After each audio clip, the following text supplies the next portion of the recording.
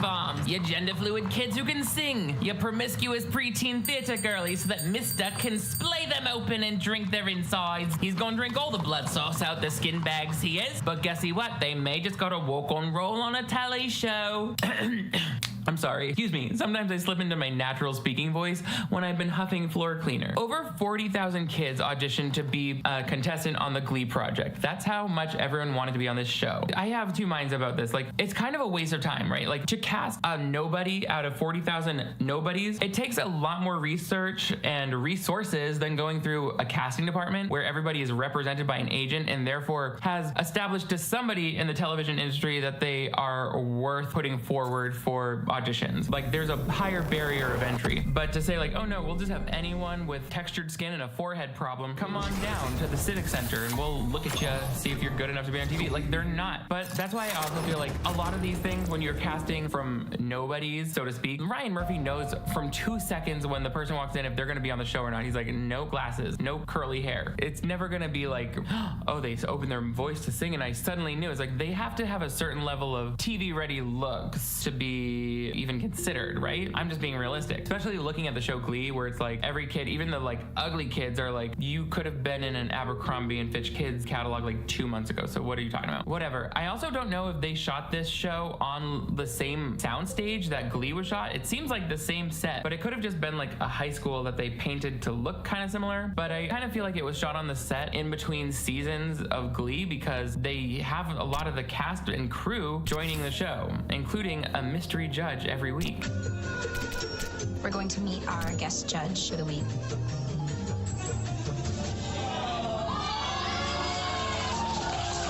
Oh my god, it's Darren Criss without a makeup artist, and he's carrying a cup of red sludge, looking like a doofus. Why did we all dress like this in 2011? Like, my favorite outfit back then was unstyled hair and a cardigan from Target. It made all of us look like 10-year-olds who learned how to dress when we were living at our grandparents' house. Like, nice bifocals, Nicholas, but let's try dressing like our mom still has custody. And I'm sorry, they do this slushy thing every episode where it's like the secret contestant just brings in a slushy, and the slushy is the weirdest and least memorable aspect of Glee for them to extrapolate on and drill us with in the branding, referring to like how the bullies throw slushies in the faces of the losers in certain episodes. Like, it doesn't feel realistic because high sugar processed foods were already banned in public schools by that year, and also because the speed with which I would have someone arrested for assault if they threw anything in my face at school, it would make their heads spin. This was the age of litigious teenagers, but on Glee, the only teacher who ever saw it happen was Mr. Schuster, and he would be like, hey, football players, no hate criming in the hallways. Anyway, Glee Club, come on inside. Today's rehearsal is all about hugging me at an angle where I can press the front of my pants firmly against you. Hot girls, we'll start with you, so line up. Typical to Glee format, the first part, the first act is like the song or the theme of the episode being introduced, and then all of the kids standing up on their stupid risers in a stupid group song, and everyone magically knows what line they've been given and has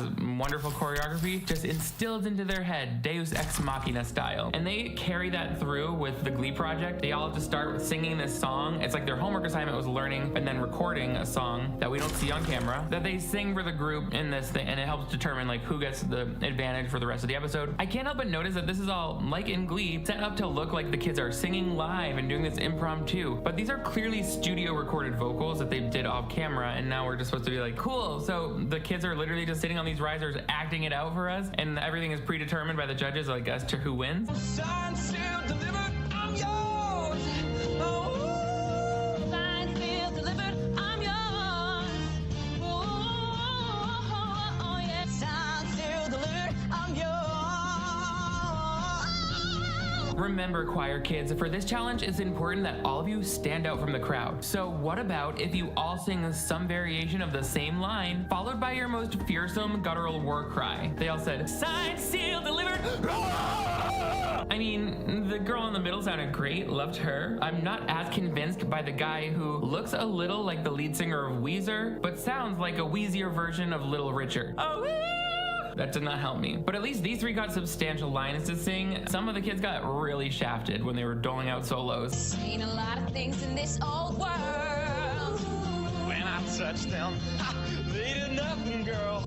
Okay, they give you 7 words and 1 bar of music, but sure, I guess just say it like that, who cares? They ain't nothing, girl. That's Damien, he's Irish.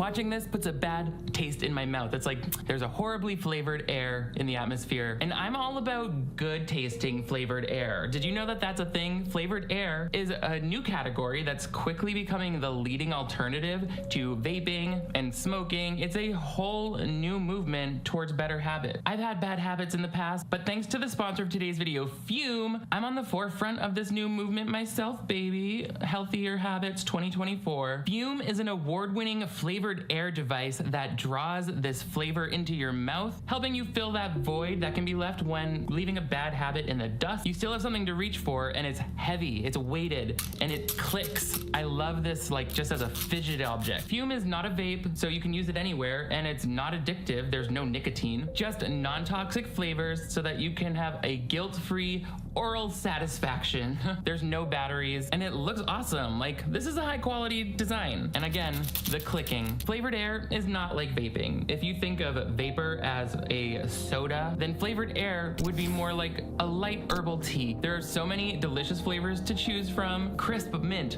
orange vanilla. I'm so excited about raspberry lemonade, white cranberry. I'm doing this raspberry lemonade one now because I just finished my mint chip one. You can satisfy your oral fixation through this passive diffusion system. No electronics, no combustion. That smells so good. Let's taste test this. There are multiple cores in here. As you can see, it's like a roll of flavor. You just load it into your Fume, which is so beautifully packaged, by the way. They really make you feel good about starting new, healthier habits. It's like a reward, a little treat for yourself for doing something good. Let's try this.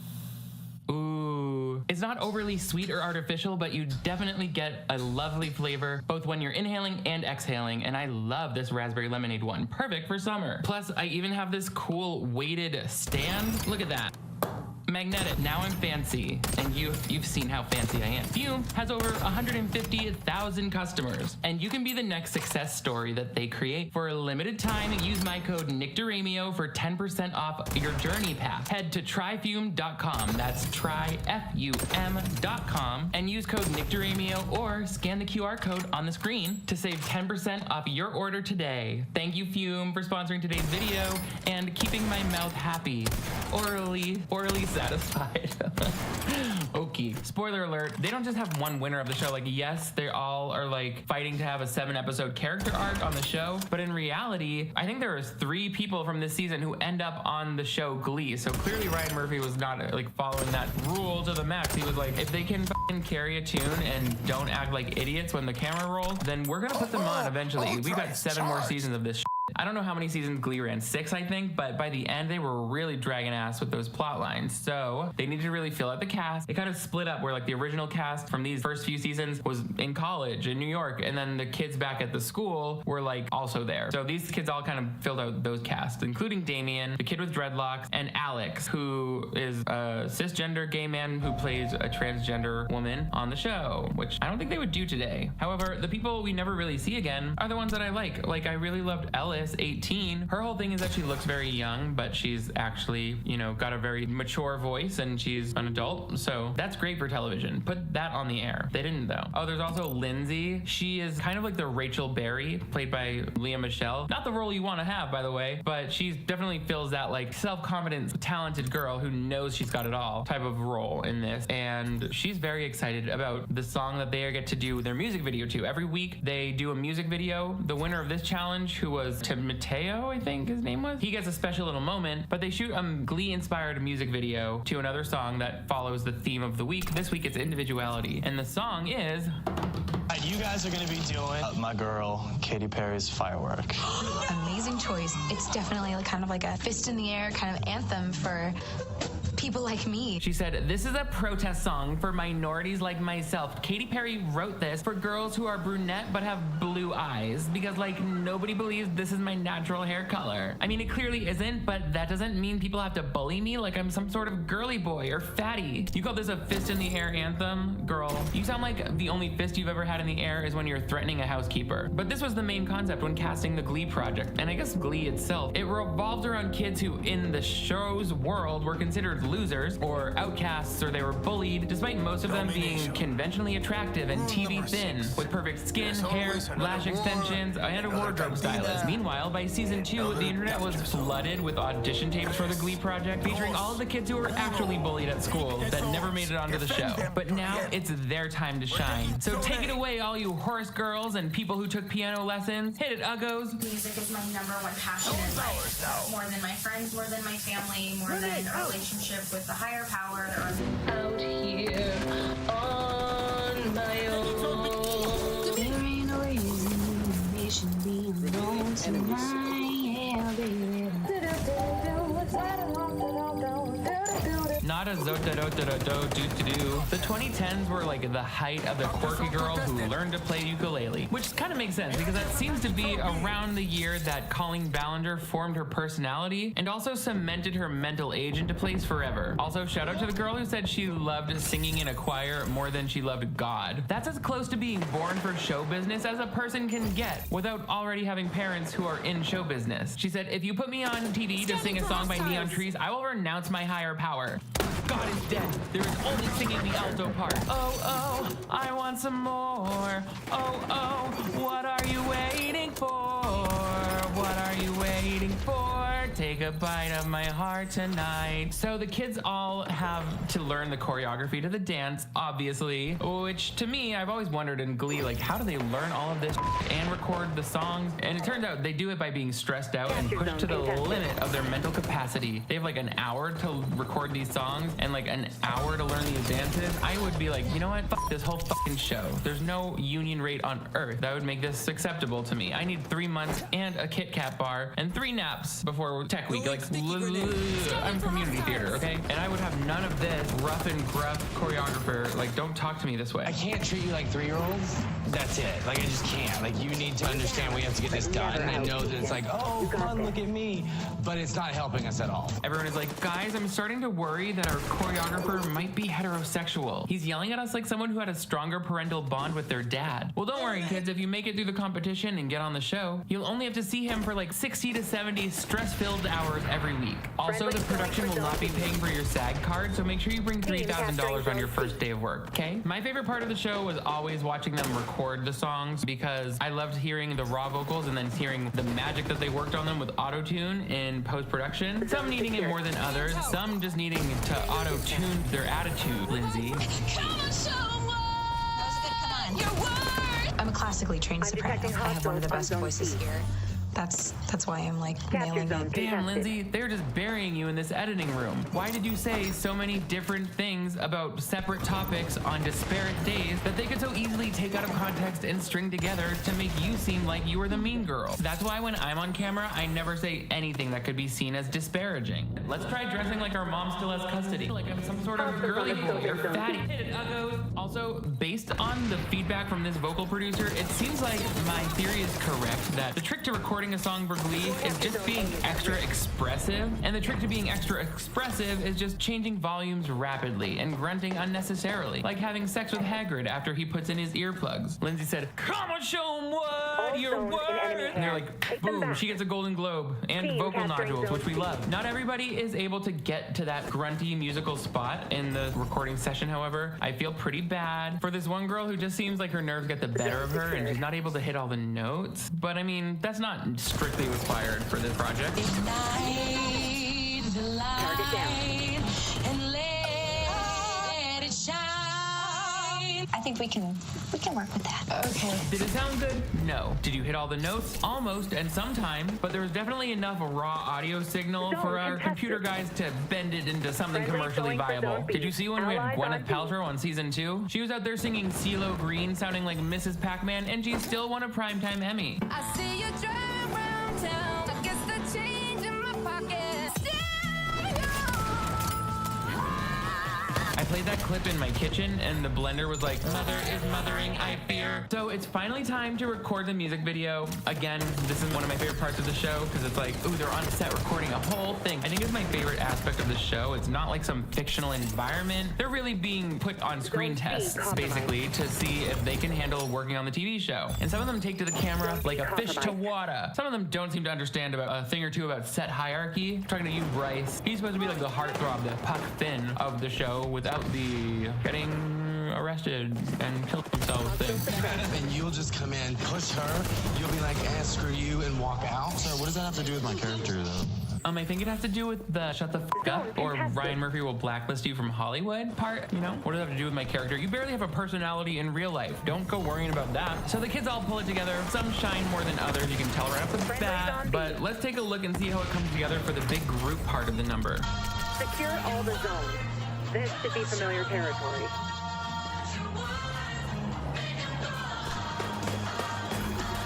Well, they did it. They really did make me go, We have some interesting takes on the singography here. We got someone doing the string bean stomp around to the dancing baby screensaver. I wouldn't know who to pick as a winner. A lot of this, like, okay, Jabberwockies. Ultimately, they pick my favorite Ellis, as well as Bryce and Damien, who failed to shine in any of the challenges, to do their last chance performance where they have to get on stage, sing for Ryan Murphy and the other producers, and basically show them why they need to stay for one final callback. I think that bothers me on this show is like a lot of the lower singers, they sing everything down, not just an octave, but they like change the melody. Like the Weezer kid, when he was singing Fireworks, he goes, just own the night like the 4th of July. I was like, ew, don't sing it like that. And then we have Damien here singing Jesse's Girl, and it's like the vocal coach clearly came in and was like, don't worry, if you can't hit the notes, we'll modify it for you. And he was like, modify the melody? How about the lyrics too? Fundamentally changing the meaning of the song.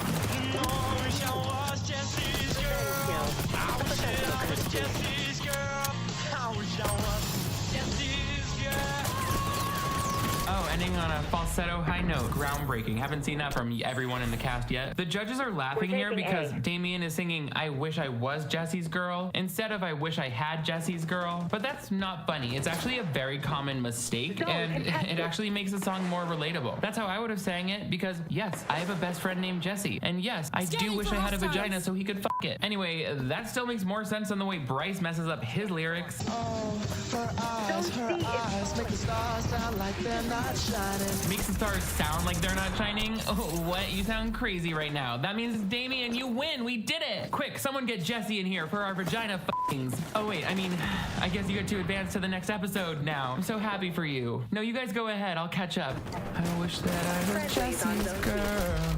And then the lights fade to black because we're in a theater right now. What can I find a woman like that? And that's all we had to Jesse Vagina watch today with this episode of The Glee Project. Did you watch this show growing up? Also, let me know if I should cover season 2, which I remember they get a wheelchair kid in it, for example. So, you know, something fun and different for them. But let me know in the comments below your thoughts and opinions. Also, give this video a big thumbs up if you want to see me cover even more 2010s pop culture and competition reality shows like this. What season did you fall off from watching Glee? I would love to hear it. But most importantly, I would love if you could click that subscribe button right over here.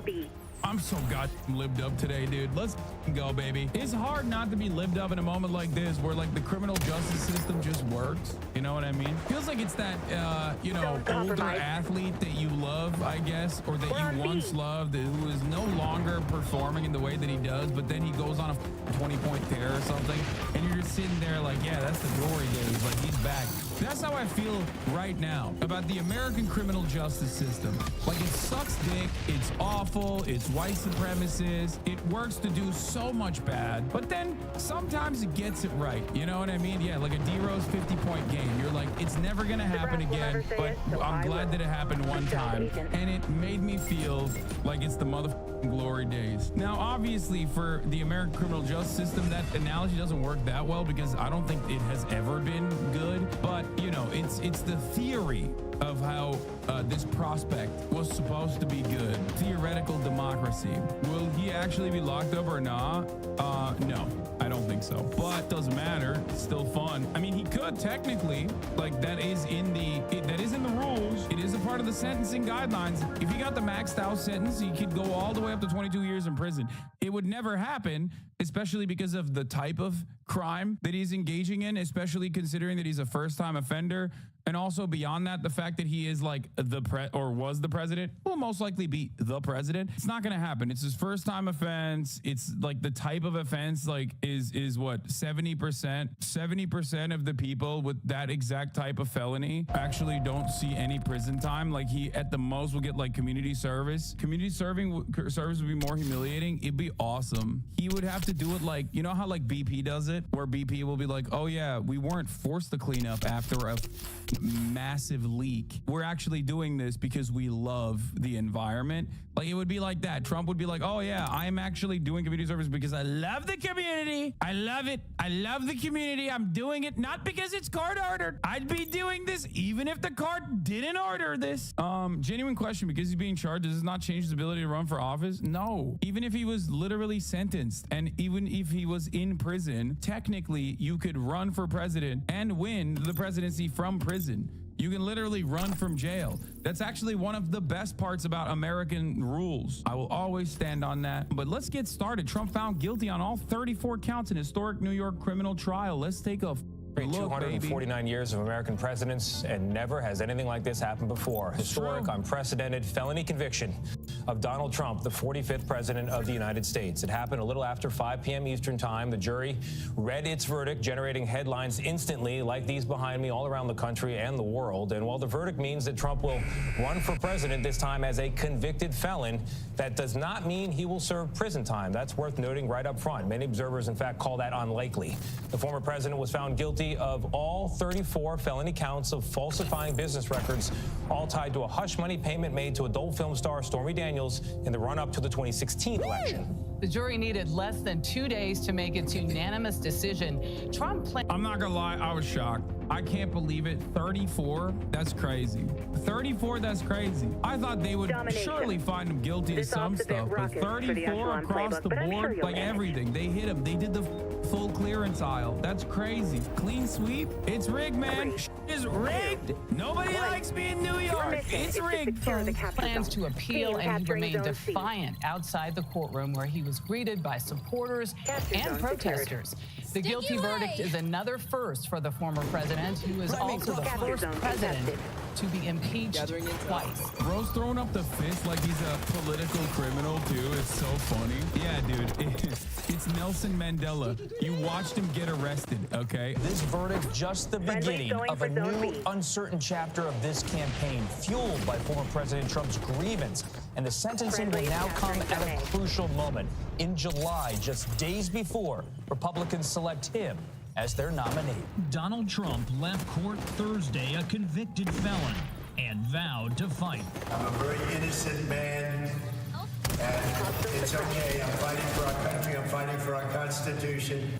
He's a very innocent man. Oh, what a treat. What a treat. What a treat. What a treat. Thank you. Thank you to the criminal justice system for giving us this beautiful thing. Thank you, Alvin Bragg Jr. Thank you, Judge Merchant, or whatever the fuck his name is. Thank you to Jeff Tiedrick. Thank you to the Democratic Party. Dark Brandon strikes again. Gonna be real honest with you, Alvin Bragg Jr. You did that. AJ, thank God I saved you from the zombie apocalypse. Thank you, David Pecker. I mean, thank you to New York, the Boston of America. Thank you to New York City.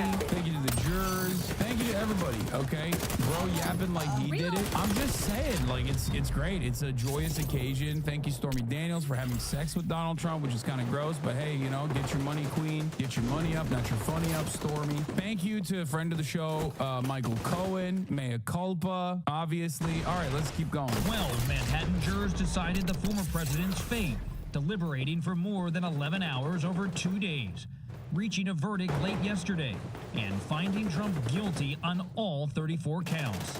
Inside the tense courtroom, Trump looked straight ahead as the verdict was read, a blank expression, then stared at each. Dude, let's run that back. That one is not the best one. The one with his mouth open, is that real or is that fake? Straight ahead as the verdict was read, a blank expression, then stared at each juror as they confirmed the verdict one by one.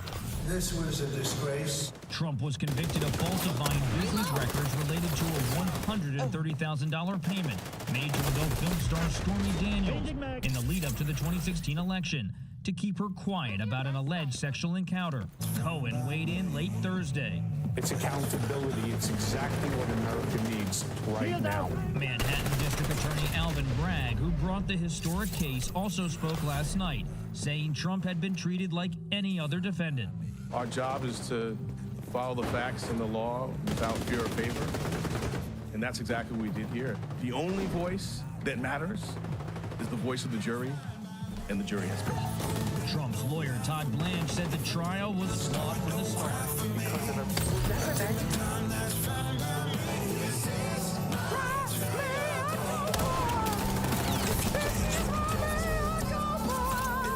There is nothing that happens on this podcast that deserves this hard of an intro, okay? Is it an original song just for the pod as well? Yes, bro, yes. This is his unironic intro banger. Less than an hour after the verdict, Trump's campaign was fundraising off it, claiming he is a political prisoner. After he said he'd that boy got $36 million, I think, or 39. I can't remember the exact number, but they got $30+ million that they raised in one day, which, you know, not enough. The real verdict is going to be November 5th by the people. Joining Bob on set is Caroline Polisi, a criminal defense attorney and a lecturer in law at Columbia Law School. Good morning to both of you. Caroline, I want to start with you. The real verdict, Donald Trump says, will be on November 5th. If he becomes president again, I think some voters on both sides will ask, well, is he going to be in jail while being president? Is jail time on the table here? It is on the table. I would say highly unlikely to Let's go. Shh, don't say that. Shh. Don't say that. Don't say that. Think about it. Think about it. Think about how sick that would be. I'm just saying. Think about it. That question, 34 felony counts, each one of which does carry with the possibility of up to 4 years in prison. Doesn't the judge get to decide, or am I dumb? Yes, this is entirely up to the judge now. The thing is, however, there's very little likelihood. There's very little likelihood because, like, once again, the type of offense and also him being a first-time offender, like, and also him being the president previously and most likely the president again, like, because there's a logistical complication that many people are not even considering, or maybe some people are considering, which is that a president, if you jail them, they have lifetime secret service. So, like, what is he gonna have lifetime secret service in jail with them? You know what I mean? These are like genuine questions. These are truly unprecedented moments. It's not like he's a. The thing is, he didn't, like, I guess, do extrajudicial murders that are outside of the scope of the presidential powers. You know what I mean? Because he did do extrajudicial murders. That's what presidents do, especially post-Obama. But, like, he didn't do it in a non-presidential way.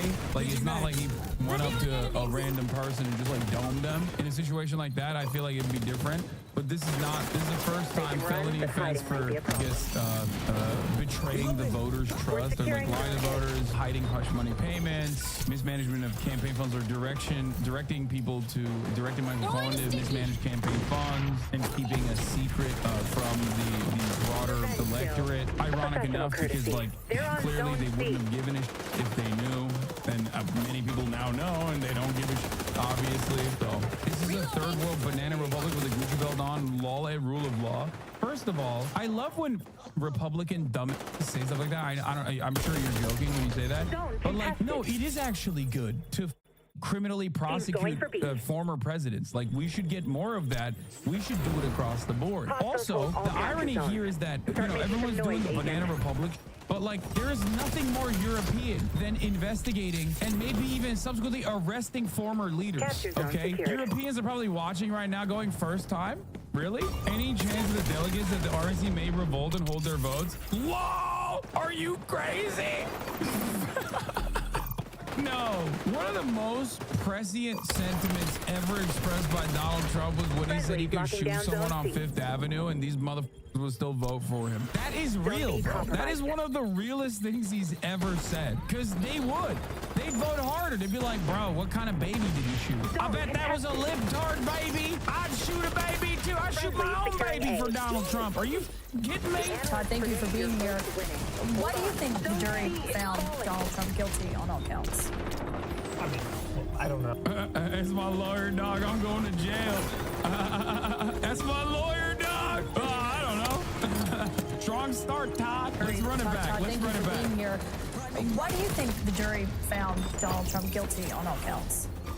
I mean, I don't know. I mean, it's a good question. I think Is it, Todd? Is that a good question, Todd? Todd, you suck, dog. 34? Bro, you had a perfect defeat. That's crazy, man. You had a perfect defeat. He's out here doing impossible things. 0 for 34, dude. That's crazy. I want to do more the basketball analogies. You know what I mean? It's just like, you got swept, son. You got swept. What happened? I require understanding why a jury reaches a verdict is something that every single trial lawyer in the country would love to be able to answer honestly. Look, a lot goes into a jury verdict that doesn't even include what happened at the trial. You know, the decisions that are made before the trial, the decisions that the court makes and that the parties decide about what witnesses to call, what evidence to put in. You know, so I think that at the end of the day, it remains true that if the word of Michael Cohen was not accepted at all, then you could not have convicted. Bro, that shit was so stupid. Like, you have to do that, right? And I get it. For Donald Trump, he's not the best client because he's incredibly incompetent in doing crimes because he's kind of failed upwards always, right? So he is, in many respects, one of the worst clients to try to get off because, like, he's constantly going around pulling at Israel and being like, I did that. I love doing that. I'm going to do more of that.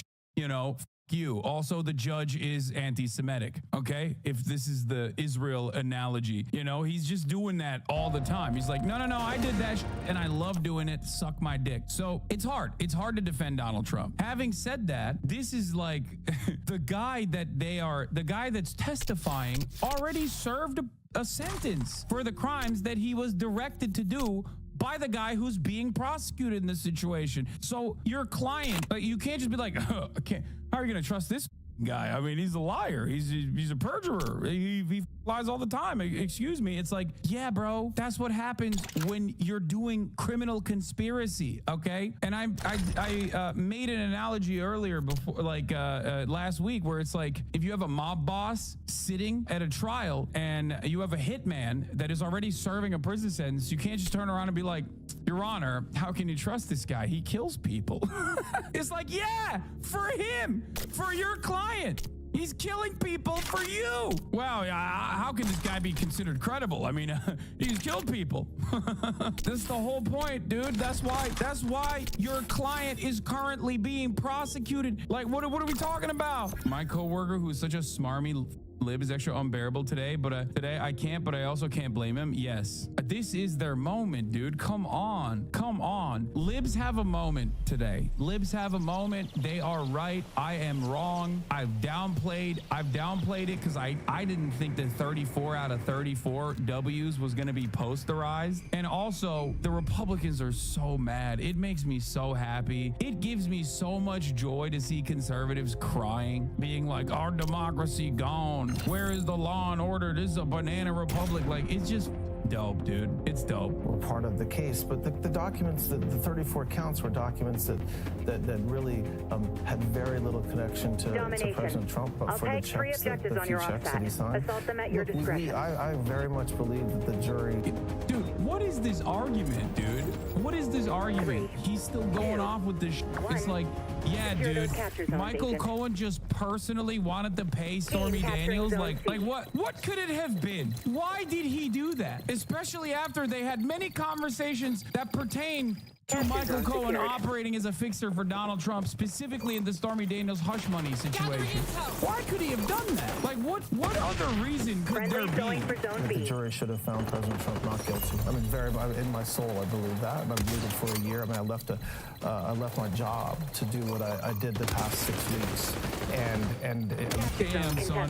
He left his job to work for a dude who's not going to pay him, famously doesn't pay. And also on top of that, the entire world knows you as a loser. 34 L's, dude. Posterized. Alvin Bragg put his nuts on your forehead, dude. What happened? Damn, son. Imagine 0 for 34. I left my job. I'm not even going to get paid by my client. Woo! So that means your counsel was for him to not take the stand. I'm not going to tell you what my counsel was. Well, you said he relied on counsel and he went with that decision and he didn't take the stand. But ultimately, it was his. Bro, the fact that he's stuttering against Caitlin Collins is crazy. I totally understand why he got on. It almost feels like Donald Trump could make a genuine appeal here and be like, my lawyer was against me this whole time. He did not do an adequate defense. It was his decision, and I never say, and I think colleagues and folks that you have on here hopefully agree with me, I never say to somebody, don't take the stand, right? That's their decision, and that's a decision that they have to make. Friendly going for Zone B. But I want them to have they want them to know what will happen on the good and the bad if they do take the stand. So no regrets on him not taking the stand. Look, the verdict came down a couple hours ago. I don't know if I have any regrets about anything yet. I'm still thinking things through, and I think so is he, and so is everybody else around him. But at this point, I don't think that there was a conviction because he did not take the stand. When he was leaving, one thing he brought up were the witnesses who were not called. And he was saying that there could have been witnesses. Dude, this is unimaginably bad. This is unimaginably bad. I'm seeing why they lost so hard, dude. If I'm this bad on camera, if I'm this nervous, I wouldn't just go on CNN, which is hostile territory to begin with. If I'm Trump, I'm not paying his anyway, you know what I mean? I already have a long track record of not paying people. Yo, is Trump actually broke? Who's the jabroni-ass pansy lawyer? One, he is actually broke, but this is irrelevant to the point of contention here. The reason why he has this jabroni lawyer is because he has literally gone through half the lawyers in New York. That's why I joked about it previously, where it's like first of all, you know you're up when your lawyer is a Catholic, okay? Joey Taco Penis. Like you're out here hiring Italian lawyers, like that means you literally went through every other lawyer. And he even went through Joey Taco Penis too and arrived at this guy. But can you do that and without attacking Stormy Daniels and Michael Cohen? I mean, there was one point where the judge had to use incredibly strong language with you because Trump audibly used an expletive when Stormy Daniels was on the witness stand. When you say can you do that, you mean can you respond when isn't that inappropriate for him to have an outburst in court while a witness is on the stand? First of all, I don't think an outburst is the right way to describe what happened. As you know from being in the courtroom, the courtroom has very bizarre acoustics, and there's times. What is happening? It's the acoustics of the courtroom that made it seem like it, dude. He was actually super calm and collected. You can't hear a thing, and there's times when voice carries, and I don't think it was absolutely not an outburst. Stormy Daniels heard it. I have no idea if that's true. Her attorney told us that. Okay, well, I mean, you didn't think it was inappropriate when he came out and would rail against Judge Merchan and go after his daughter and other witnesses in this case? He did not go after the judge's daughter after he was gagged. After he was gagged? Okay, what about before he was gagged? God, dude, this is why I'm saying it's like kind of hard to be Trump's lawyer. This is why it's hard to be his lawyer, because he's like constantly going, I did that. Also, the judge sucks. Also, we should probably maybe kill the judge's family. That's like, you can't do that. It's like Trump and Alex Jones. And by the way, the defense went after the judge's daughter. He was a registered Dem until 2023. He quit his job to start his own law firm and represent Trump. Oh my Lord. But on this overall, I mean, you are relatively new to the Trump team. Your life has kind of changed since you've become a Trump attorney. You've moved to Florida. You're now registered as a Republican. You used to work at a big firm. Bro pulled the dying content creator exit strategy. I love that. Like when you're a content creator and your relevance is waning, you just immediately start talking about trans people all of a sudden. He did that. Moved to Florida, start talking about like right-wing politics all of a sudden out of nowhere. It's a classic move, dude. Congratulations, you're killing it. I can't wait for your stupid book to come out inevitably, and no one will read it. From here, you're registered as a Democrat. Do you expect to continue to represent Trump in this case and in the federal cases? This should be familiar territory. Allies on B. Absolutely. I'm going to Florida next week, and we have a motion to compel hearing in the case at the end of June, and we have a lot of work to do. We haven't been working on that case for the past 6 weeks, and we are going to start fighting every day in Florida. We have briefing in this case, we have sentencing in this case, and then we'll have an appeal. Well, one thing about the Trump attorneys that we sometimes hear is whether or not they were paid after. It's always a point of contention. Obviously, Michael Cohen talked about it. Has that ever been an issue for you since you've represented him? No, and I don't know what Trump attorneys, I mean, I know that it's a fun folklore to talk about that Trump attorneys don't get paid and whatnot, but I don't know who that applies to, but of course, President Trump pays his bills, and I am getting paid, and if my mom's listening, I'm getting paid, but that's not, I'm not. This is a disaster, bro. He took like he took the drug that makes you, instead of the drug that makes you dab Hamas, he took the drug that makes you answer every question honestly, in a way that makes him and his client look worse somehow. Of course, President Trump pays his bills, and I am getting paid. And if my mom's listening, I'm getting paid. But he just openly admitted even his mom is worried. That's so funny. You know his MSNBC watching mom is like, why are you doing this? You don't have to do this. Please don't do this. So it seems that there are a lot of witnesses, a lot of people that they could have called that they didn't call. Now, they didn't call them, obviously, because they would have been very bad witnesses for them. Drag out! But take a look at the list. Because of the get-go, I won't go down into individual names. But you have a lot of big players, very big players that would have solved. Like here, he just looks so serious. And then you hear him talk, and all of a sudden it's like an entirely different man. When he's mean mugging, he looks like a serious, competent lawyer. And then you hear him talk to Caitlin Collins, and they're like, oh, I get why it was a 0 for 34 type situation. Their problem, or actually would have given us the win. We already have the win. If we had a fair judge, this case would have been over a long time ago. But a lot of key witnesses were not called. Look at your list. Look at the players. And you know who I'm talking about. You can take 5 or 6 of them.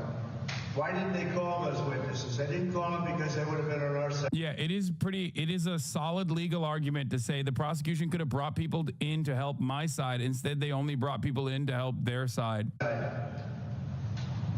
And it's a shame. And in particular, one witness who's now suffering gravely because of what's happened, because of the viciousness of these thugs. The vicious people, what they've done to that person. And you know who I'm talking about. And they didn't call him as a witness. They didn't call anybody as a witness. And all these people they could have called and solved the problem. Bro, you can't be calling people thugs no more. You're a convicted felon. 34X. It's just like, you know. The other thing, the confusion is, nobody knows what the crime is because there's no crime. Nobody knows what the crime is. No, they know. I think 12 people knew. Nobody knows what the crime is. The DA didn't name the crime. They don't know what the crime is. That's what the problem is. It's a disgrace. This thing ought to be ended immediately. The judge ought to end it and save his reputation. Thank you very much. Maybe I'm stupid, but I genuinely don't understand why this is illegal. You can't take campaign funds and pay off hush money for a porn star and then masquerade it as there's 34 different reasons why it's illegal.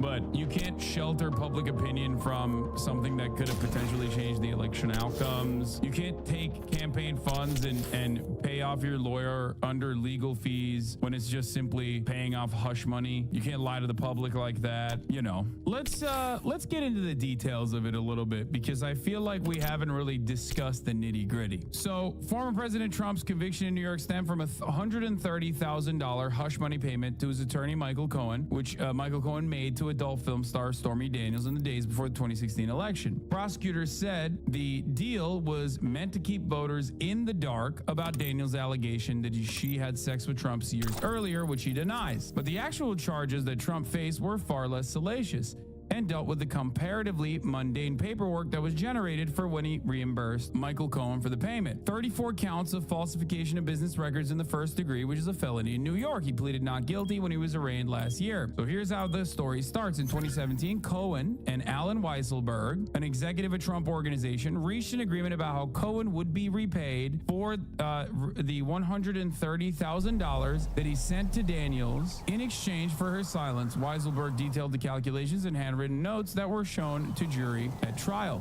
Cohen would receive $130,000 for the Daniels payment, plus $50,000 intended for a technology company that did unrelated work for Trump. That amount was doubled to account for taxes that Cohen would have to pay on the income. Weisselberg then tacked on an extra 60 grand as a bonus for Cohen, who was upset that his regular year-end award had been cut. The total worked out to $420,000. Cohen would be paid in a series of monthly payments of 35 grand over the course of 2017. The first check was 70 grand covering 2 months. Cohen sent an invoice to the Trump organization for each check, portraying the payment as his retainer. Every time he was paid, a bookkeeper generated a record for the company's files known as a voucher with the description legal expense. The first 3 payments were made from Trump's trust, while the remaining 9 came from his personal account. Each of the 34 charges against Trump corresponded to a check, invoice, and voucher generated to reimburse Cohen. The prosecution laid out the charges in a chart that jurors saw several times during the trial. Prosecutors said Trump knew the payments were to reimburse Cohen for the Daniels payment, not for his legal expenses. The jury voted to convict on all 34 counts. How say you the first count of the indictment? Guilty, the foreperson responded, repeating the answers 33 times. Under New York law, the falsification of business records is a crime when the records are altered with an intent to defraud. To be charged as a felony, prosecutors must also show that the offender intended to commit another crime or aid or conceal another crime when falsifying the records. In Trump's case, prosecutors said that the other crime was a violation of New York election law. That makes it illegal for any 2 or more persons to conspire, promote, or prevent the election of any person to a public office by unlawful means. What exactly those unlawful means were in this case up for the jury to decide. Prosecutors put forth 3 areas that they could consider: a violation of federal campaign finance laws, falsification of other business records, or a violation of tax laws. Jurors did not need to agree on what the underlying unlawful means were, but they did have to unanimously conclude that Trump caused the business records to be falsified and that he did so with intent to defraud that included an intent to commit another crime or to aid or conceal the commission thereof. Trump's defense was that they were paying Cohen not because of the Stormy Daniels hush money payment, but instead that was just like regular old legal fees, which is wrong. It's just a lie, right? And that the descriptions on the invoices and records were accurate. Cohen held the title personal attorney to the president once Trump took office and was being paid for his legal services under an unwritten retainer agreement. Therefore, the argument went, no business records were falsified. Except the problem is, Michael Cohen openly did say, no, this is for hush money. And also, there was enough evidence to show that it was definitely for hush money, including, but not limited to, the handwritten note. So, you know, he's cooked in that situation. What will the verdict mean to voters? Our political director, Rick Klein, joined us now. Good morning, Rick.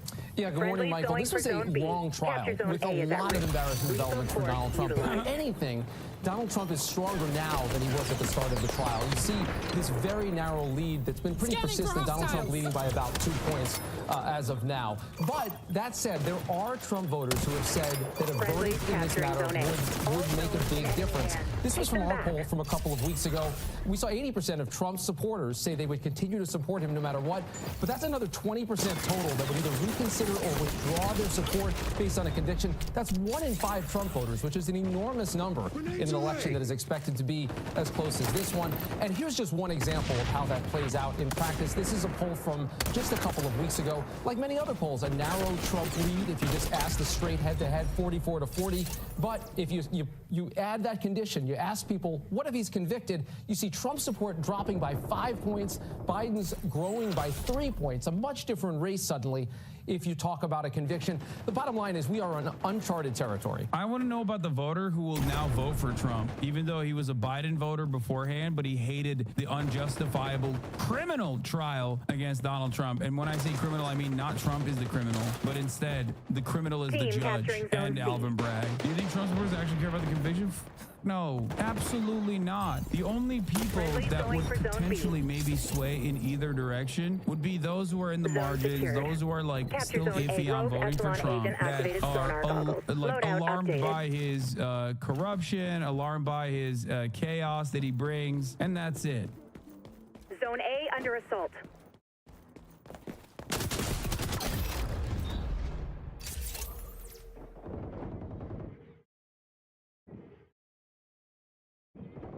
Hi everyone, it's Samantha Lux. Welcome back to my channel. I feel like so many of my videos recently have been covering kind of like negative things, negativity surrounding women's rights, all the negativity, you know, just too much negativity, but not for today's video.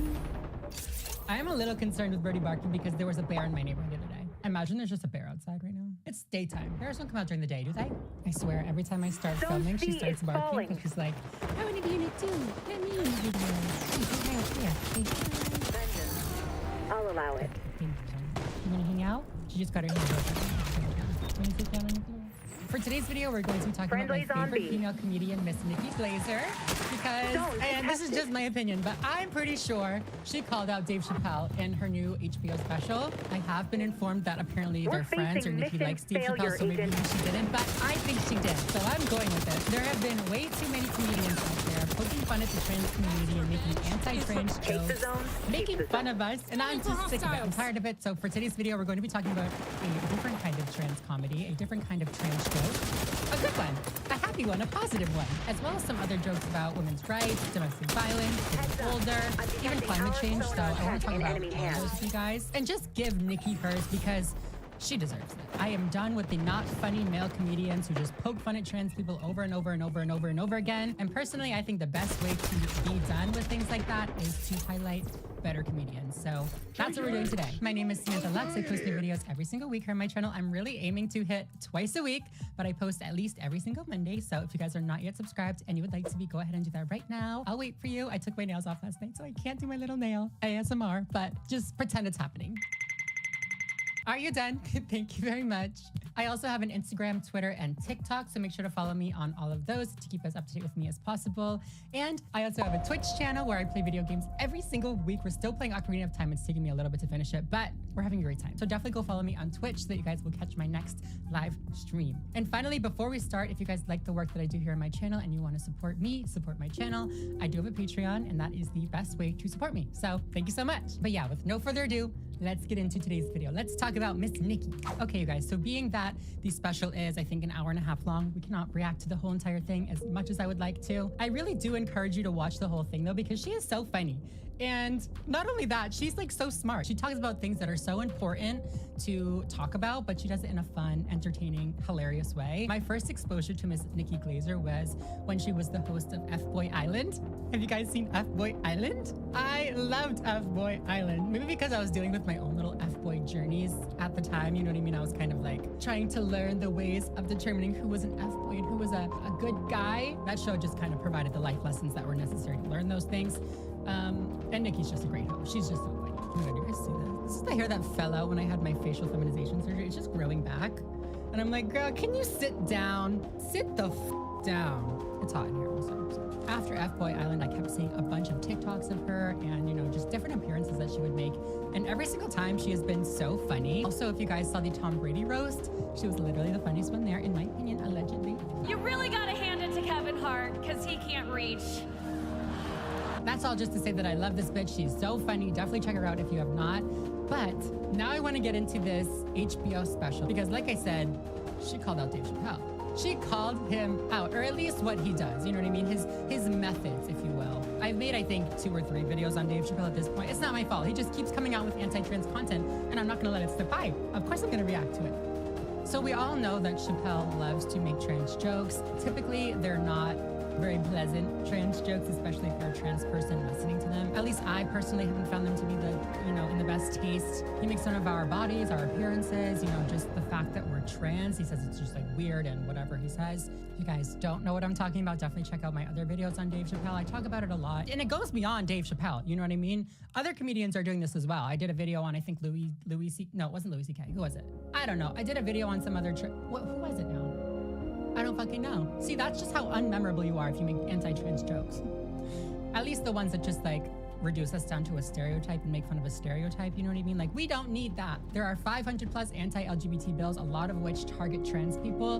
This is not the time to be making fun of our bodies. I'm so sorry. Like, I hate to be that PC little rat, but like, read the room. We see Chappelle and other comedians do this stuff all the time, and honestly, I think it's just a publicity thing. I think it's just a marketing thing because they know that the little woke people like me are gonna make videos about it, and they're gonna get a lot of backlash, which just leads to additional press, which just leads to more money in their pocket. It's just a big marketing scheme. But one of the ways that they get away with this, at least Dave Chappelle specifically, is that they bring up their trans friend, right? It's the same thing that we see with racists. Like, I couldn't possibly be racist. I have a black friend. I'm not transphobic.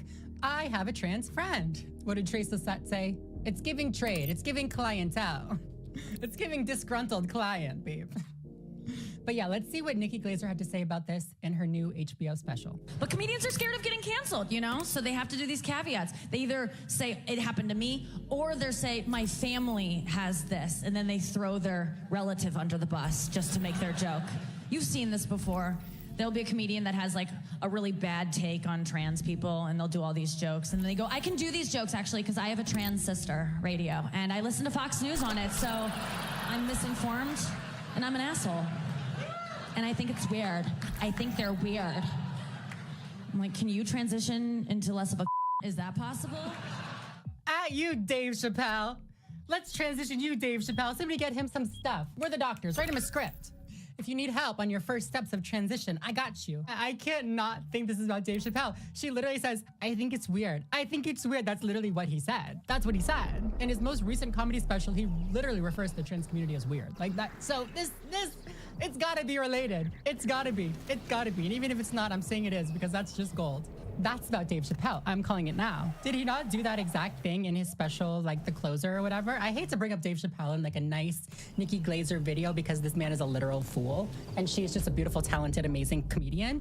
But I have to point it out because she's hitting the nail right on the head. He went out there, he told these awful trans jokes about our bodies, about our faces, like I said. And then at the end of his set, has the audacity to talk about his trans friend who committed suicide, which of course, I mean, I'm not gonna talk smack about his friend that committed suicide. It's really sad. It's really, really sad. And that is something that the trans community deals with. I'll take 3 objectives on your OPSAT. Assault them at your discretion. So in that way, it's cool that you brought it up, but also it's like, what's the real point? What's the real point if you bring this up? What's your real intention behind bringing up your trans Secure friend? those capture zones, agent. Is it really to spread awareness?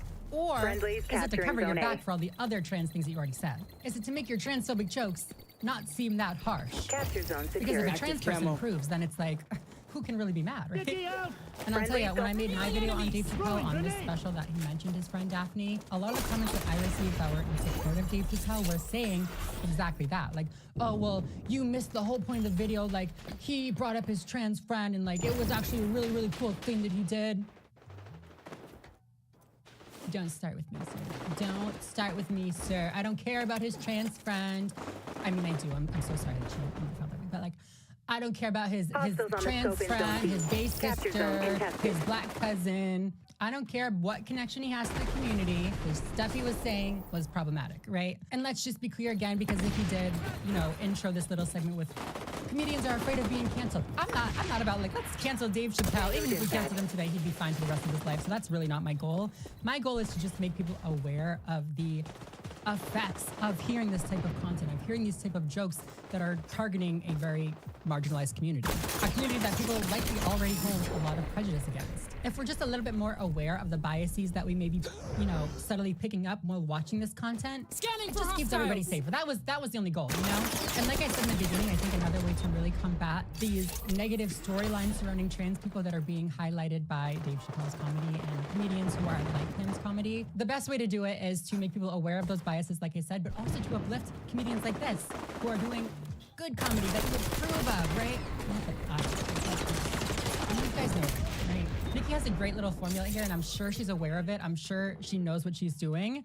She will talk about these big world problems, right? Like at other points in the video, she talks about climate change, about gun control, about domestic violence. She talks about all these things and makes really, really funny jokes about it. You know, they all had me cracking up, but she still talks about these really important issues and is sure to, you know, make a point about that. Let's watch. No, but I really do suffer with suicidal thoughts. I have depression. I get suicidal thoughts quite often, and it's something I've struggled with a long time, and I've felt like alone a lot of times with my suicidal thoughts. But then I actually talked about it for the first time on the Joe Rogan podcast, and the response I got, it was crazy. I got hundreds of DMs telling me, you should kill yourself. And so I was like, other people think it too. I'm not alone, you know? No, they're very common. And if you get them, please don't listen to them. I know that if they ever get too loud for me, I'm gonna call the number 988. It's a hotline, 24 hours a day. There's someone there who will listen to you. Kill yourself. No. Call 988. You have to call it. Please, please, please do. It's just like 911, but it's 988. Please remember it, 988. Don't call 911. For some reason, they had to create a new number. Like, that's so good, right? That's just, it's so good. First of all, hilarious, right? So funny. F you, Joe Rogan, and Joe Rogan's telling her to kill herself. F you, man. The way that she's so effortlessly, or at least like, in my perception, it was effortless. I'm sure it took a lot of effort, but the way that she so seamlessly integrates this little call out for 988, this little call out for this suicide hotline, right? This is spreading awareness. This is how she can use her platform of being a comedian to help people, right? To talk about important things and important issues and get a message out there. Personally, I did not know that number, 988. I wasn't aware that that was a suicide prevention hotline. I didn't know until this special. She didn't have to pause her set and be like, I want to make a quick call out to the suicide prevention hotline because I think it is a very important cause and I think everybody should talk about it. That wouldn't have fit for Nikki Glaser. You know what I mean? That's not her flow. That's not how she does things. I don't know. It was just genius. She's so slay. And I will say, I don't think that comedians or public figures always have this, you know, moral obligation to speak out on every single issue, or to speak out on any issues. You know what I mean? Like, nobody should have to talk about anything. But when they do and they have a meaningful impact, like, I mean, hey, now I know the number 988, so I'm sure so many other people now have it in their mind as well. This makes real change for people. This could save lives. And it's a fucking comedy special. A funny one.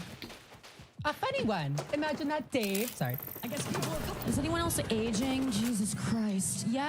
I can tell. It's, no. I can't see it. Gravity is such a cunt, dude. I can't... What I want, I'm gonna use the money from tonight. I'm gonna get a brow lift. Like, I just want this. I know I want this because every time I'm stressed out and I'm like, oh God, I have so much to do. I'm like, oh my God, snatch. Like, I'll like, okay, what? I've never felt worse, but I've never looked better. Just another great example of her talking about something that probably so many people deal with, you know, the discomfort of aging, the discomfort of, you know, getting lines on your face, of having your face change when you get older and seeing yourself age. It's just, it can be alarming for people. You know, I'm 27 years old. It's alarming for me. I'm like, what is that? What is this line? I'm pretty sure she's in her late 30s. I think she said that at one point during the special. So it's not like she's old, you know what I mean? She's not super old. She doesn't have to be talking about this, but I'm sure a lot of people around her age or even younger do deal with stress related to aging. And this is just kind of normalizing it even more. She also talks about other things during the show, like she makes a joke about gun control. Yeah, I hope to be able to die with dignity when I want to, euthanasia, peacefully. But I don't know, man. I think I might have to just blow my head off. I know it's rough, but it's quick, and guns are easier to get in this country than compassion. So what am I supposed to do? Period. Come on, Ms. Nikki with the call out. I'm telling you guys, throughout the whole special, it's things like that, right? I mean, it's not like this crazy woke special, but she does do little call outs like that. And a lot of them are kind of subtle. You wouldn't necessarily pick up on it as this kind of like form of activism, if you want to say that, but they're in there. And if you look for it, you can find them.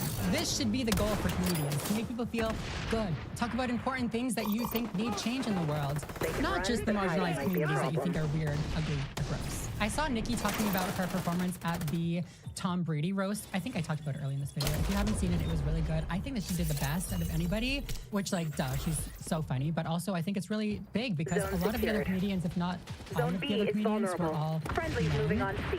We're taking A. It's a very male-dominated field. So for her to have slayed it as hard as she did is amazing. I saw a clip of her talking about her performance, talking about her set. She wrote it with a bunch of different writers. She had a whole team around her making sure that everything was good and all set and ready to go.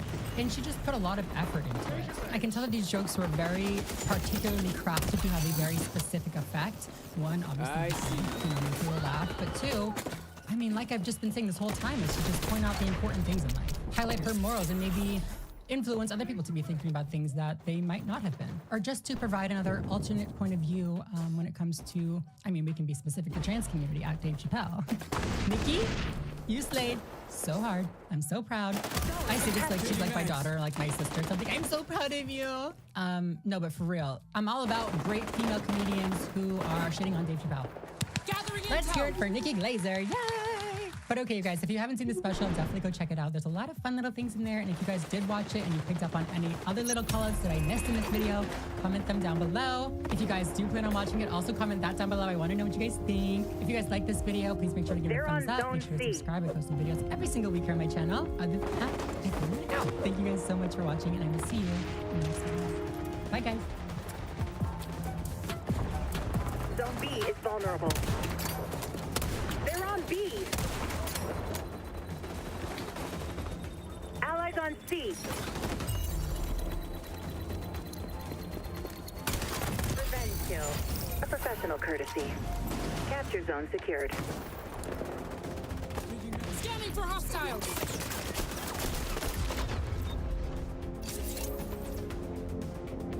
The brass will never say it, so I will. Good job, Agent.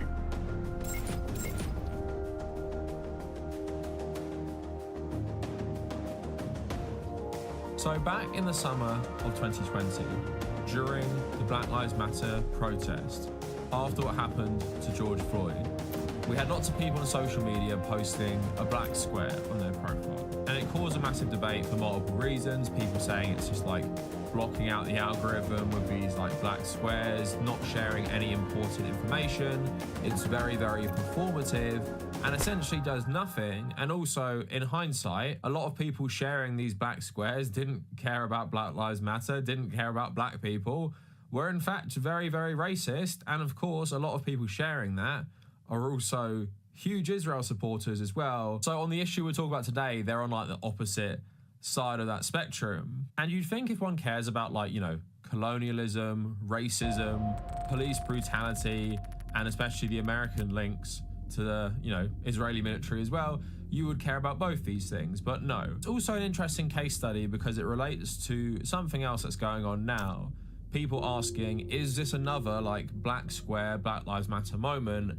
And that is this AI generated image that's been going absolutely viral, mainly on Instagram. If you guys haven't been using Instagram, I don't know if you've seen this anyway, maybe on Facebook, maybe on other social media sites. It has so many shares. I'm going to give you a live update of how many shares it has. It has 47.2 million shares, and you can click on stories using this template and see all your followers who are using it. And I want to talk about it because this has caused a lot of debate. And I don't like being a centrist on stuff, but I can honestly see both sides of this. And I'm going to give you my own take because I think it's both a bad and a good thing. And to see if it's either one, we're going to have to see how this plays out. So let's look at the image first and I'll give you a little background on it. So this image has a slogan, "All eyes on Rafah," of course, as the Israeli military continues pushing in deeper to Rafah in southern Gaza.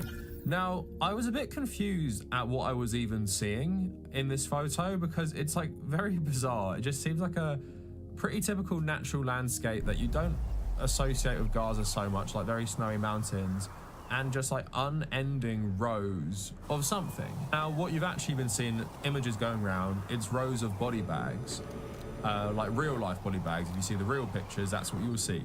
Loads of dead bodies, obviously coming out of Gaza and has been coming out of Gaza since October. But this picture is just bizarre anyway because it's AI, right? Although I think these are meant to be body bags, it's not like all of them look like it. But anyway, it's just been shared and there's no, you know, link to a charity. There's no link to anything. It's just a slogan on an AI image. And I guess for a lot of people, and I can kind of understand this perspective, it symbolizes the emptiness of performative social media activism, and that you think you're doing something here, but you're literally just sharing an AI image which has nothing to do with what's going on apart from the slogan.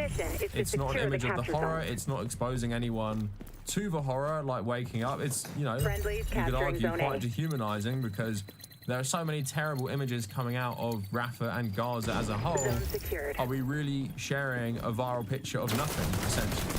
So I get that. And apparently the template was created by Instagram user SharB4012, who's put together multiple graphics in solidarity with Palestine during the ongoing war, given the option for other users to share them more widely. And it says the actual All Eyes on Rafah is meant to be white tents connected together. So yeah, it's a viral slogan that's been going around Instagram. I'm trying to think about how to structure this because I don't want to immediately go to the negative because this is why. A lot of normal people in my life, like people who don't care about politics, have been sharing this. People who haven't even posted anything about Palestine have been sharing this on their Instagram stories.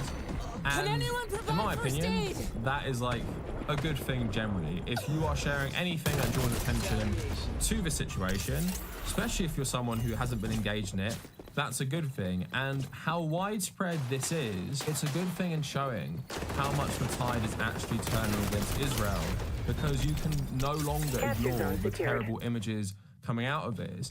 And if it's Israel going to the south of Gaza, to its border with Egypt, you start asking yourself, even if you might have, you know, not chosen a side or been on the Israeli side, like, what are they even doing in here? I thought this was about freeing the hostages.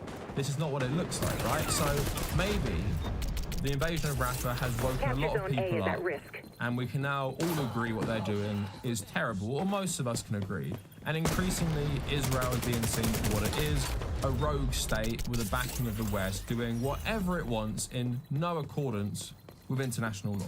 So the amount of people sharing this and feeling like they can share this as well, because that's a big thing. And a big thing in the support of Israel is a lot of people have often been scared to share solidarity with Palestine because they're terrified of being called anti-Semitic, because Israel and Israeli supporters have poisoned the well about anti-Semitism so much, saying that if you even support Palestinian humanity, then you must be some sort of anti-Semite. And a great example of this in Western countries is Germany, for probably being the worst offender, where Palestinian school children in Germany are told by their school teachers they're not actually Palestinian, they're actually Jordanian, and to say they're Palestinian is actually anti-Semitic. Like, that's the sort of stuff they're dealing with in that country. And of course, disproportionately, they've been arresting Jewish anti-Zionists in Germany for protesting the Germans' support for what Israel is doing right now. So just a lot of people sharing this is a good thing. And let's stay on the good part of this, why not? Let's just get all the good stuff out of the way.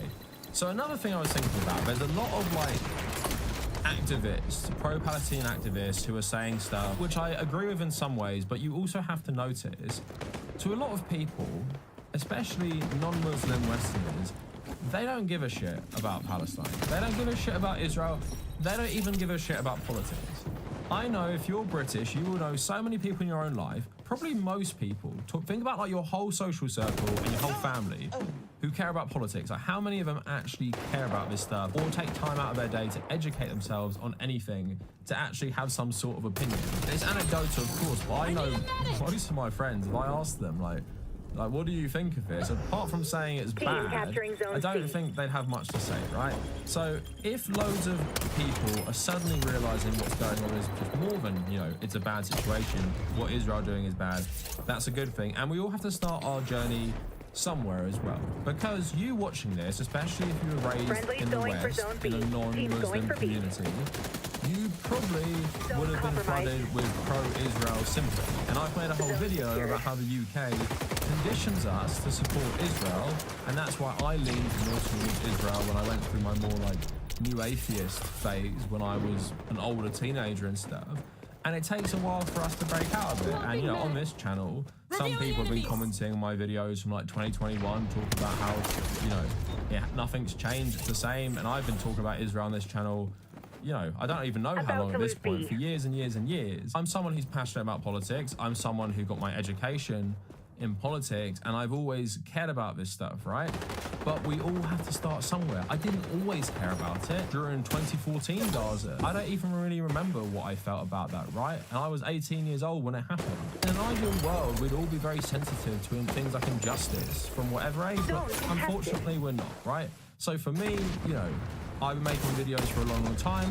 For a lot of people, and a lot of people will be able to relate to this, a lot of people watching this, you would have only started really caring since October. And that's perfectly fine as well, because that's when you probably realised how horrible this country is if you hadn't been paying attention before. And that's perfectly fine. And of course, it is hard to believe you could see all the horrific things coming out since October and still be undecided, but a lot of people will. A lot of people will for a number of reasons, and then suddenly something in your brain goes, this is too much. And you have something like this where you are now supporting at least Palestinian humanity. And if it starts now, then great. There's more of us now who support this. And if it's because of this AI image, if this is your first exposure or whatever, maybe it is, this viral trend sends you down that rabbit hole where you will start caring, you will start educating yourself, you will start considering this as an important issue in your, you know, own personal politics and in terms of who you vote for, then I'd say, like, welcome, and that's a good thing. And And that is a good thing. And I'm sure potentially even with that black square thing, maybe that helped, or maybe all the viral trends help. And to connect this into the bad stuff, a good example of this is also how many celebrities have been sharing this. Now, because I just remember everything, I have like such an amazing memory for good and bad. This is like super random. I just follow not too many people on Instagram anymore because I unfollowed them for their support for Israel. So MWIII, I remember, was posting so much about the women's protest in Iran. Throughout the whole thing, from what I understand, he hasn't said anything about Gaza, right? Because for a lot of liberals, especially people in Hollywood or just acting, they care about causes where the sentiment is shared by their own government and the West in general, right? So women protesting, rightly, of course I support it. The Iranian government's like terrible misogynistic policies towards women and stuff, well, that's a good thing and I can support that. Israel doing terrible things to Muslim women as well in Gaza, I don't really know about that, to be honest. But that's because it's not approved by their own government. And I think the guy who played Arthur Morgan was also doing this, and I think I might have said something to him on my older Instagram account, and I actually had a little back and forth with him, and he just said he wasn't educated about that, so he couldn't talk about it. So maybe that's another factor. But even MWIII shared this, and I was surprised. And I was like, here's a guy who was posting loads about one thing, never posted about Gaza at all, and is now posting this. And also, if we go a bit further, a trend I started noticing as well, not only were some celebrities posting this, they were also posting loads of other stuff. So Bella Ramsey, to her credit, has posted some things, but her and Pedro Pascal, I talked about this in another video, considering they're working with someone who's posted a lot of pro-Israel things, even recently, Neil Druckmann was posting the Eurovision stuff from Israel. Bella Ramsey was posting like numerous fundraisers and just sharing stuff about Palestine, sharing Operation Olive Branch as well, and just sharing like general pro-Palestinian things. So the AI image in that, in my opinion, this is just one example, has emboldened people like Bella Ramsey to share even more stuff on social media. And I think this has happened with a lot of other celebrities as well, is that they now feel there's an environment where they can share this stuff. And sadly, we live in a world where celebrities have absolutely massive influence. So in this instance, it's a good thing because more people will see the AI art, which, you know, we can probably agree is a bit stupid, and then they'll see all this other stuff. So it's clear this AI art represents something that the attitudes towards this is changing. That's a good thing. And if people get influenced by this, that's a good thing. And for people who have been pro-Palestinian, anti-Israeli for a long, long time, I get your frustration. We'll talk about that now. I get your frustration, but there's no point saying to people, well, you didn't care in October. You didn't care in November, you didn't care in December, you didn't care in January. And you care now, sharing this AI image? And I get it. It's so frustrating. As someone who's dedicated so much of my time on this channel to making videos on Israel and still thinking people could be undecided after all the terrible stuff they've done, I get how it's frustrating. But at the end of the day, the climate changing on it is a good thing. And if people have to wake up through influences and all that shit, then yeah, that's just, you know, something we have to accept, and it is a net positive.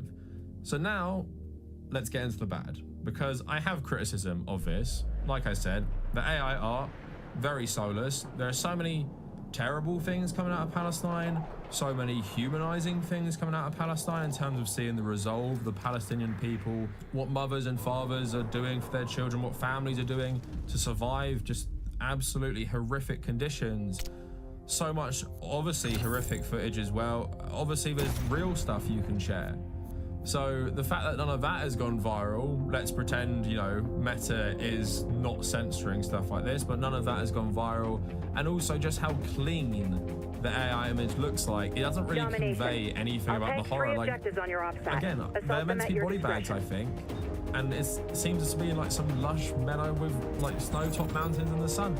I just don't think it conveys anything. And it's perfect for people, this product, to share, to say to people, oh yeah, I support this, but I don't have to share anything uncomfortable. I don't have to say anything uncomfortable because even the slogan, I know it is a slogan that's been done for a while, but all eyes on Rafa, like what does that actually mean to people? And what does it mean to some of the people sharing it as well? All eyes on Rafa, watch what's happening in Rafa. But if you're just sharing this AI image, then what? Watch it and do nothing? Go about your day? Just, you know, do something on Instagram and call it a day like probably a lot of celebrities are doing. I bet that's what Magnus is going to do because he hasn't said anything else before. And obviously we can't say this right now, but just like the black square, it could just be like a massive virtue signal of like, yeah, I did support Palestine when all this horrible stuff was happening. Look, I shared this AI art, which means essentially nothing if you don't follow it up. Like Bella Ramsey followed it up with more stuff. Fundraisers, charities, different things from social media. That's how you should do it, right? If you're going to take this opportunity to take this viral post and expand on it, most people are not doing that. And while I'm happy that loads of rando people, loads of people who don't care about politics are sharing it, like I said, I've outlined the good sides, it also isn't really enough. And also, we are gearing up for 2 elections in the UK and the US, and I also think there's going to be a lot of people trying to shame British people for not voting for Labour over this. And I can just imagine there's going to be a lot of people who've shared this who are also going to be making videos, tweets, writing articles about how you must vote for the Labour Party, who've endorsed basically every single thing Israel has done and have created this climate where a lot of people in the UK felt like they had to support them or they were being like a racist or something. And I think the hollowness of this image just allows people to not really commit to anything. Like all eyes on Rafa, AI image, which doesn't represent anything that's going on, call it a day. And we know for a lot of people, be it like political YouTubers, celebrities or whatever, we also know it's just a way to make themselves feel better. Like, oh, I did something. I posted about Palestine. Don't you dare say I didn't, even though I've barely said anything since October. Look, I posted about it, so don't get mad at me, followers. I actually did something. So yeah, it could just be like an absolutely massive virtual signal as well. And like I was saying, there's no link to anything. There's no link to a charity. There's no link to an aid organization. There's no link to a fundraiser. There's no link to how you can pressure your political representatives, maybe.